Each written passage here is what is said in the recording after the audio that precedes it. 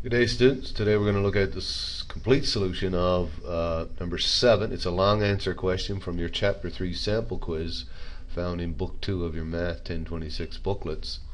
And it's asking us to perform the indicated operation and simplify. Now the operation in this case, of course, is division, and we're going to simplify the expression. So we know that when we divide by a fraction is the same as multiplying by the reciprocal. So I'll do that right away. I'll flip this fraction to get this, and I'll leave the first one alone, and there we go.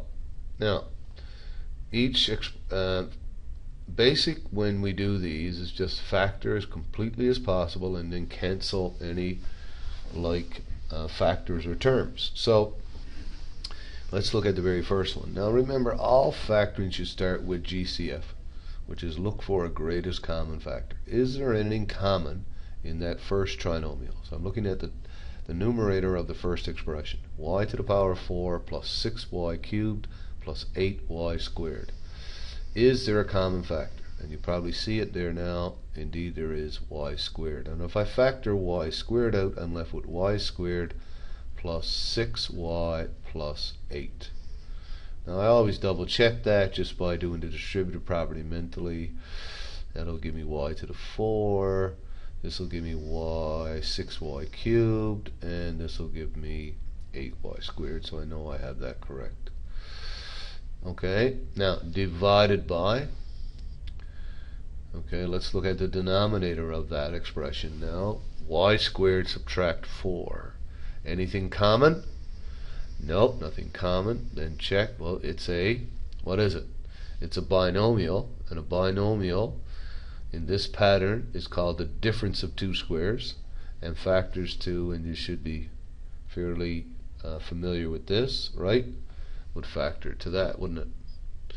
So we put that in, y minus 2, y plus 2. Okay, times.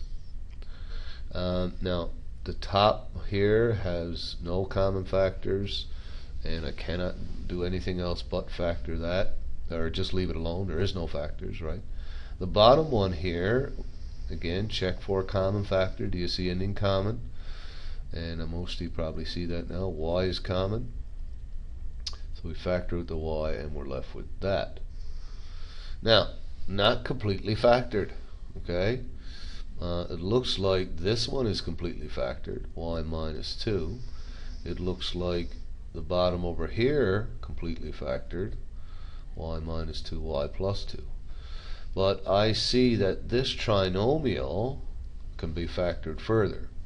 Now the y squared that's in front, the common factor, just stays in front. Just put it out front right here. And let's see now what factors I can get from, if any, from y squared plus 6y plus 8. So over here to the side, y squared plus 6y plus 8. What multiplies to give you 8 and adds to give you 6. It's a simple trinomial because the coefficient of the square term is 1. So what multiplies to give you 8, right, and adds to give you 6. And those two numbers are what? What are the two numbers multiply to give you 8, add to give you 6? And I think most of you see it, are 2 and 4. 2 times 4 would give you plus 8. 2 plus 4 would give you 6. So this then would factor to y plus 2y plus 4. Okay, all that's left to do now is the denominator on this side. Again, leave your common factor out front. So we'll leave that there, and let's see. This time we want to multiply to give you negative 12, but add to give you 1. Right? Multiply to give you negative 12, add to give you 1. So, okay, give me some more room up here. I'll just delete this one. So y squared plus y subtract 12. So again, multiplies to give you 1 times negative 12. So, right, I need a product, a p if you would, of negative 12 and what adds to give you whatever the coefficient of the middle term is. In this case, it's 1, isn't it? Okay, so it adds to give you 1. Now, so those numbers are what? Can you come up with two numbers? I think most people see it now, positive 4 and negative 3. If you multiply them, you get negative 12, and if you add them, you get positive 1. So again, it's a simple parabola, order either one. I'll put y plus 4 first and y minus 3 second.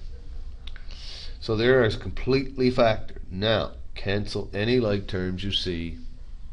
So let's have a look. I see a y minus 2 here and a y minus 2 here, so I'll cancel both of those. Y plus 2 here with y plus 2, and a y plus 4 here and a y plus 4 there. Now I have one y here and I have a y squared up here. Alright, so basically I'm going to cancel this y with one of these y's, so I'll just cancel the exponent. So my final answer, see, it looks like it's going to be y in the numerator, that's all is left, this y, over y minus 3, that's all is left in the denominator. There's your final answer, and of course what will make the denominator 0? You should always write your restriction, y cannot equal 3. So there's the complete solution for number 7, part of your chapter 3 sample quiz.